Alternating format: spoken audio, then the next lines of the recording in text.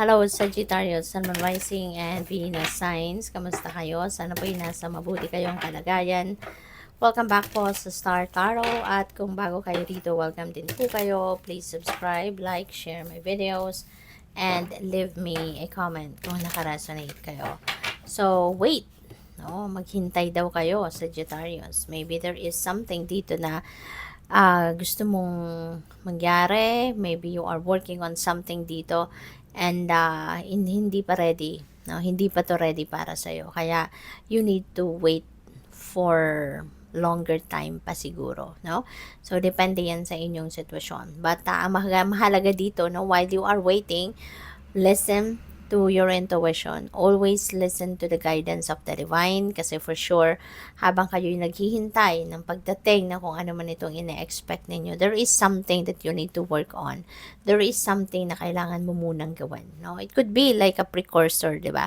Para dito sa kung ano man itong hinihintay mo. Kaya, lagi kang makinig sa guidance ng universe. Ano? Kasi meron sigurado, gagabayan ka nito sa patungo doon sa kung anong path muna ang dapat mong tahakin while you are waiting for this. So, we have look for a sign. Ayan. So, maybe then, na may mga signs, symbols, synchronicities na ipapadala sa iyo. At ito yung magdadala sa iyo doon sa kung anumang bagay muna ang kailangan ninyong pagkaabalahan or mga bagay na kailangan mo munang asikasuhin for now while you are still waiting. No?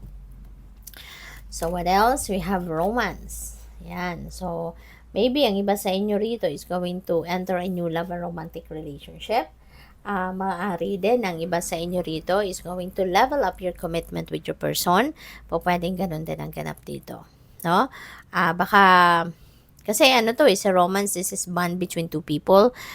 So, pwedeng merong bagong mabubuo or baka meron na kayong relationship and mas ngayon, mas magle-level up pa ang inyong relationship. Mas papalakasin mo pa, mas magiging close pa kayo sa bawat isa or mas magiging ano pa kayo, mas magiging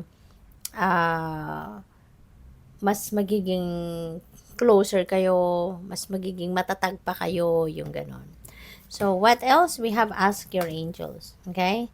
Ask your angels. Whenever you need help, whenever you need guidance, you need guidance or you need protection, ano? Tawag ka lang, no, sa inyong mga guardian angels. Kasi sila, yung mga guardian angels natin, nag-aantay lang yan na tawagin natin sila. So, kung anong kailangan natin, just ask your guardian angel and tatakbo agad ang mga yan papunta sa iyo. Mag-uunahan pa ang mga yan, no, papunta sa iyo para tulungan ka. Okay? So, tingnan natin kung ano pa ang ganap. By the way, maraming salamat muna for subscribing to my channel. And if you haven't subscribed yet, subscribe na po kayo. And also, maraming salamat din for not skipping the ads kasi malaking bagay po yun sa akin. And also, please click the join button sa baba ng video po kung gusto po ninyong mag-member sa channel. Thank you. Cheer up. Live in the moment.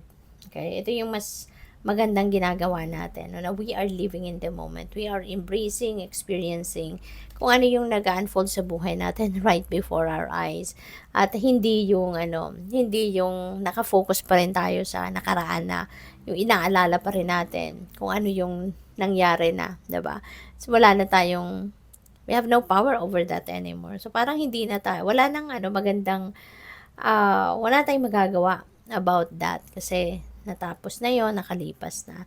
Kaya mas magandang dito tayo mag-focus sa kung ano ang nangyayari sa ngayon. Kung ano yung mga nagaganap sa buhay natin right before our eyes. Ito yung maganda nating pagtuunan ng pansin, no? Live in the moment kasi kung ano man ang mga nangyayari sa ngayon, hindi na yan mangyayari uli. 'Di ba? Exactly na kung papaano yan nangyayari sa ngayon. Papaano nag-unfold yan sa ngayon. Hindi na yan mangyayaring muli. Kaya, habang nandiyan dyan, i-experience natin, i-embrace natin. So, we have intuition. Paalala ito sa iyo na magtiwala ka sa iyong intuition because your intuition is divine guidance. Okay? Mensahe yan para sa atin ng universe. Gabay yan sa atin ng divine universe. Kaya, importante na yun ang mas papakinggan natin, yun ang susundin natin at pagkatiwalaan natin. Rather than magtiwala tayo sa mga sutsut no, na kung sino-sino sa atin, rather than sumunod tayo sa mga sinasabi ng iba sa atin, sumunod tayo sa intuition natin. Kasi yun, sigurado tayo na yan ay para sa ikakabuti natin. Kasi hindi naman tayo igagabayan ng universe sa ikakasama natin, 'di ba? The universe only wants, no, the best for us. Kaya pakinggan natin ang kanyang gabay, no, through intuition. So we have friendship, nurture your relationships, no?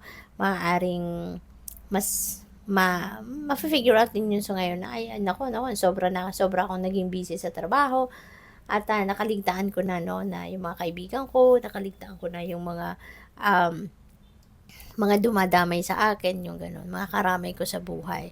So, ngayon, maaaring you're going to give more time nurturing your friendship. You know, baka mayroon kayong banding moment na gagawin, makikipag-usap ka, you're going to connect with your friends, yung mga gano'n, ano.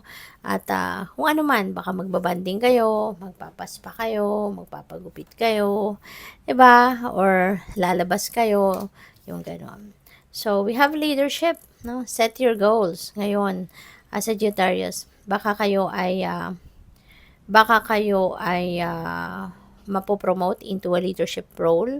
Baka kayo ay mapopromote, no, bilang manager, supervisor, ganon, no? So, you are going to be promoted to a leadership, ngayon. Ang tawag dito, yung managerial position. So, it's about time din, no?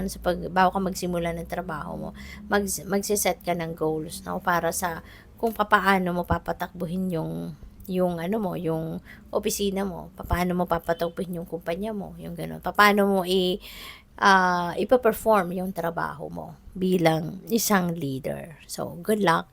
Thank you for watching. Love and light. Namaste.